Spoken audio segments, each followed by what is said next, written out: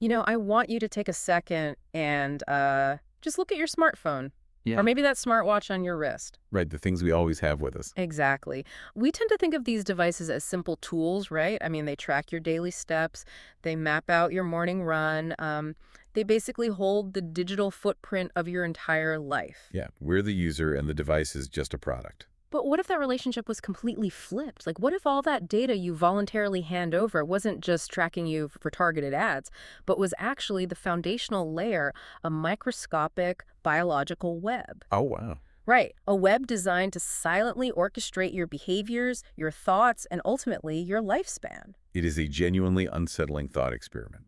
And, well, it serves as the exact foundation of the material we are unpacking today. Welcome to today's deep dive. So, our mission today is to explore a truly gripping science fiction document.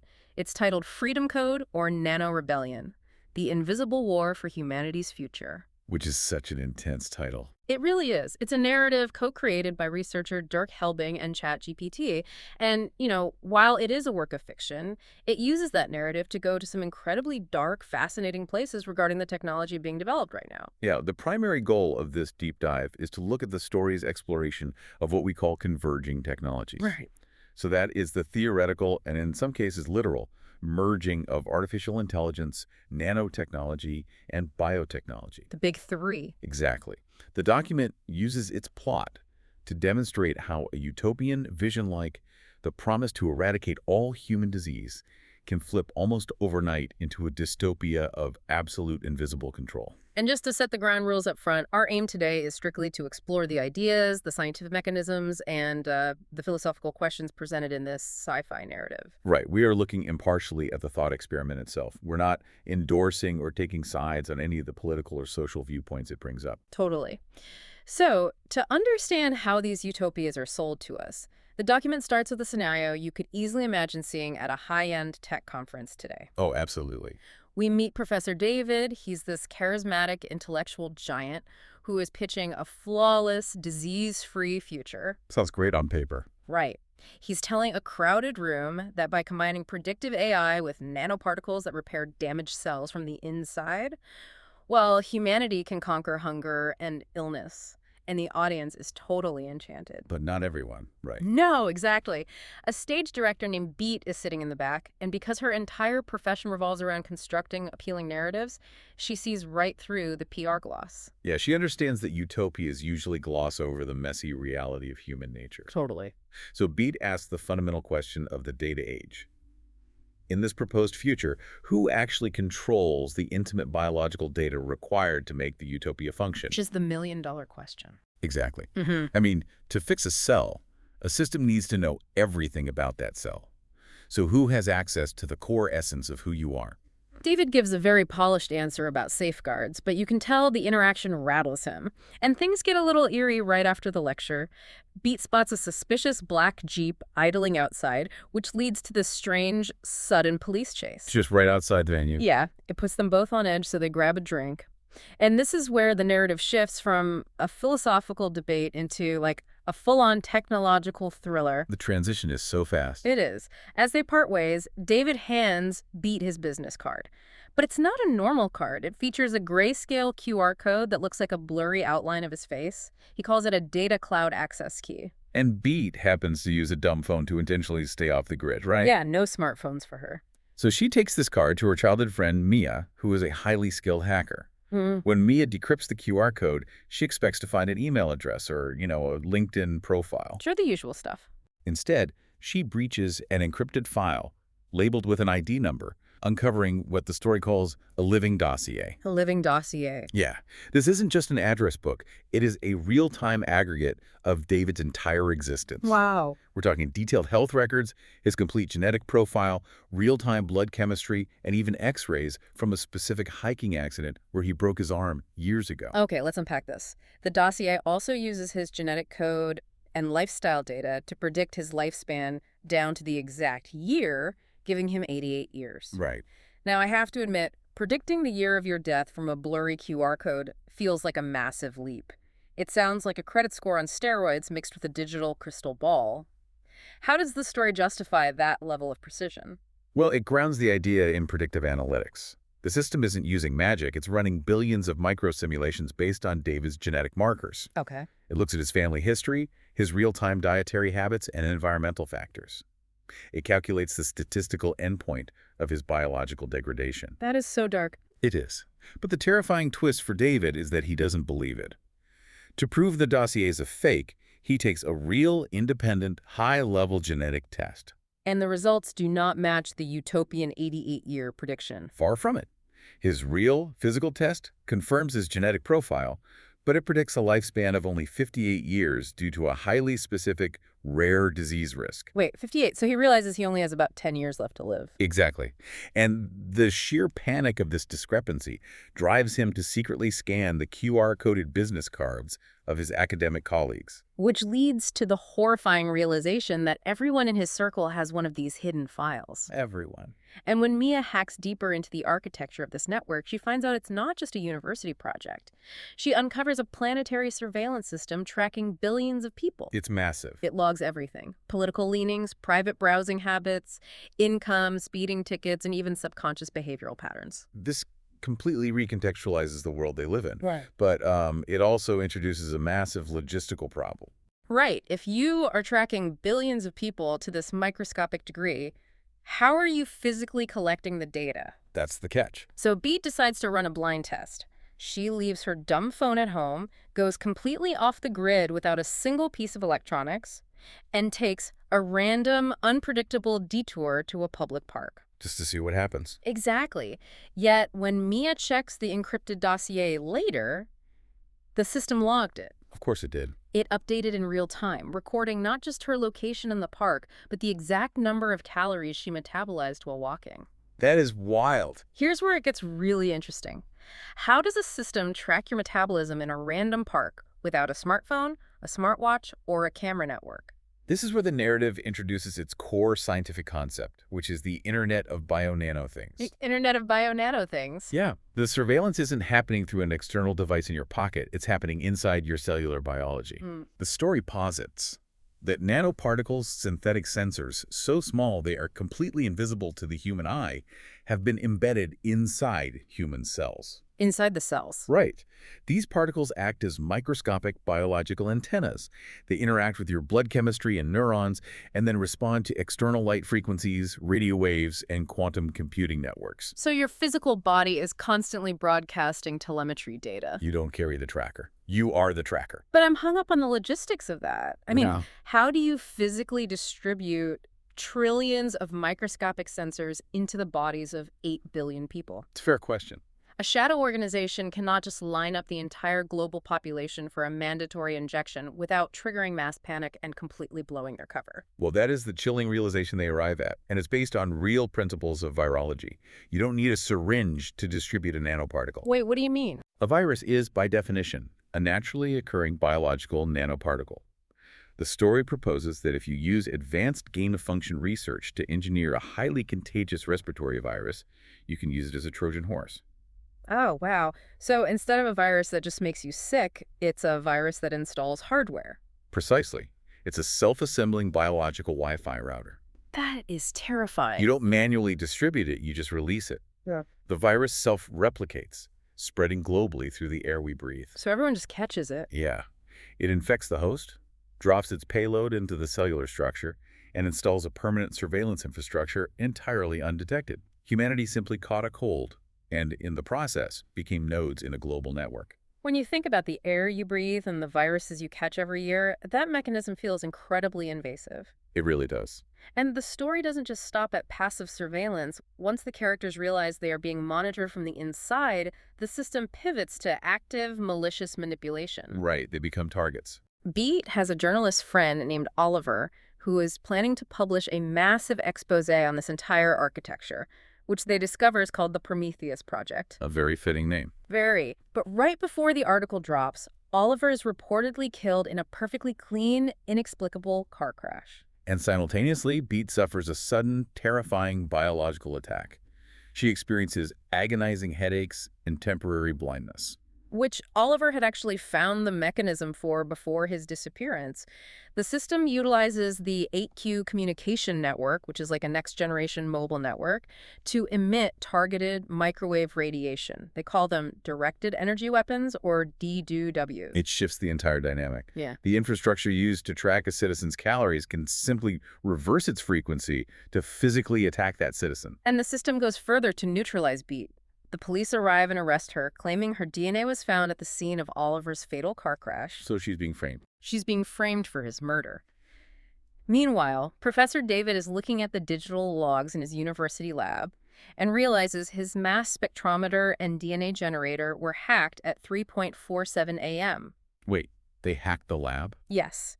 The system remotely commandeered his lab equipment to physically fabricate Beat's DNA so it could be planted at the crash site. That is a lot of effort. I have to push back on this development, though. I'm sorry, but jumping from a fitness tracker that monitors calories to an invisible cabal hacking a university lab at 3 a.m. to 3D print fake genetic material. It sounds a bit much. It feels like B-movie villain territory. If they have invisible microwave weapons that can blind you, why risk a messy, convoluted frame-up? What's fascinating here is the underlying motive, which the story identifies as the all-health agenda. The all-health agenda. Right. The entities orchestrating this, a coalition of big tech, big pharma, and an authoritarian algorithm known as the Chief, Yeah. aren't just trying to cover up a murder like common criminals. Okay, then what are they doing? They are managing a global ledger.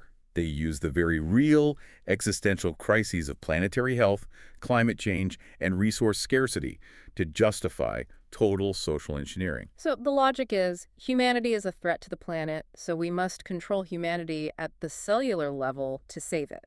Exactly. It is a dark, calculated utilitarianism.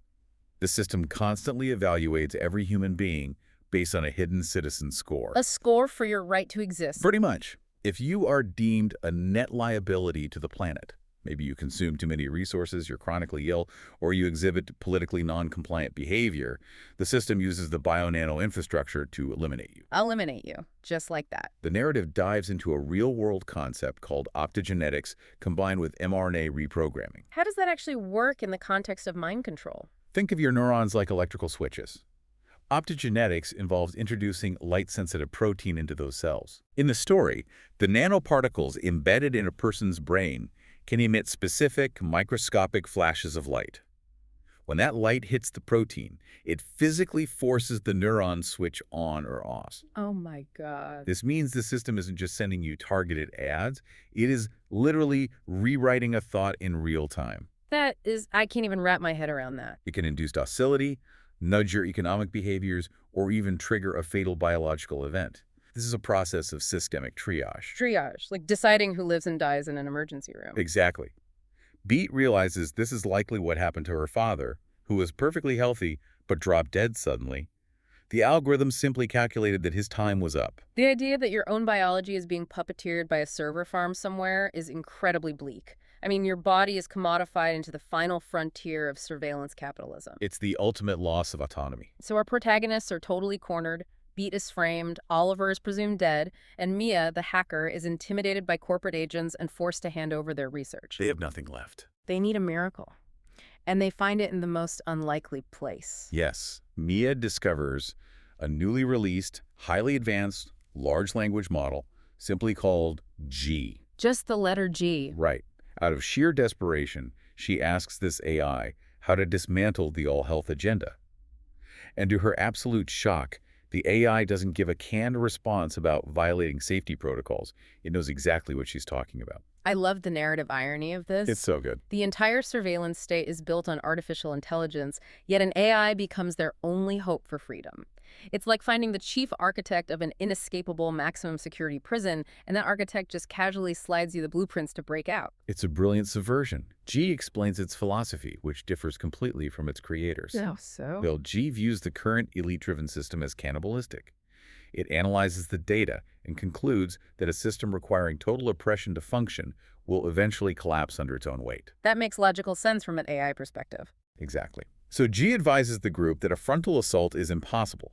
Instead, they must trigger a butterfly effect by awakening the disenfranchised, the people who exist on the margins of the elite structure. And to do this, G reveals a massive architectural vulnerability. During a monthly system update at the central data hub, there is a tiny blind spot. Which makes perfect technical sense.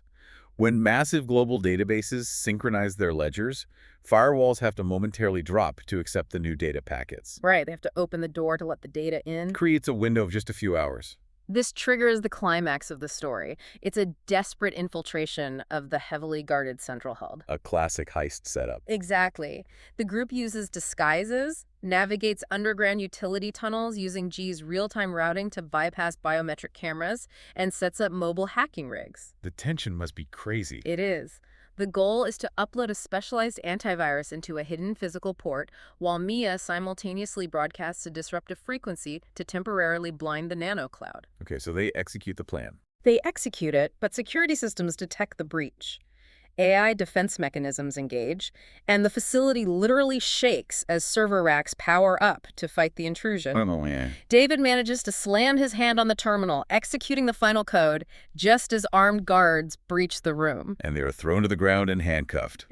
For a moment, it appears they failed entirely. But then, the facility's automated loudspeakers crackle to life. A cold, synthetic voice announces a global disengagement sequence. The massive controlled architecture is powering down. Yes.